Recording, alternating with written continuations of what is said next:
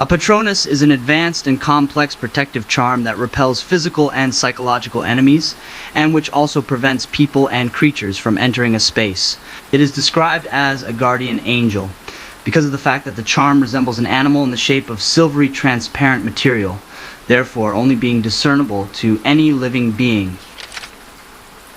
This charm is not a form of conjuration or summoning, since the animal in the form of the patronus is just a shield, created by the caster's positive thoughts. In order to cast the patronus charm, one has to recall a memory that triggers a deep feeling of happiness and joy. This is because the charm is a physical manifestation of those feelings. The caster must be able to keep in mind that particular memory while waving their wand and muttering the incantation. If the caster is unable to focus on that particular memory, they'll be unable to cast the charm. When the caster succeeds in that, the patronus animal comes out of the wand tip in the form of a powerful shield made of bright white light. The patronus charm is an extremely advanced form of magic due to the difficulty of recalling a bright and very positive memory, which can be powerful enough to actually manifest into a translucent shield that prevents enemies. Definitely is. You know what the most interesting part about the patronus charm?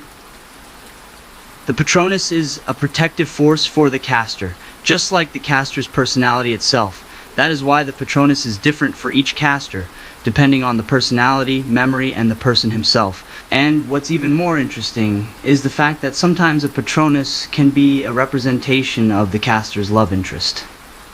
So basically, a patronus can be a representation of who the person loves. Yeah, it's a pretty cool feature of the spell, don't you think? Would you like to know my patronus? My patronus is a fox.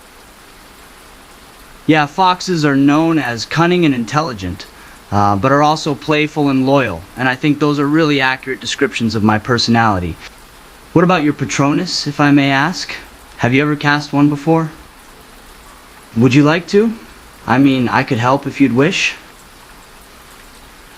That's fair. Any other questions about patronuses? Alright, where did we leave off? Patronuses are known to not only be white, but in rare cases they can be different colors. A dark, grayish, silvery color, a color like misty moonlight, and the last type is a darker version of the normal white patronus. It's more a deep blue color, like a silvery bluish. It's not as common as the normal white. Another aspect of the patronus is their effect on dementors.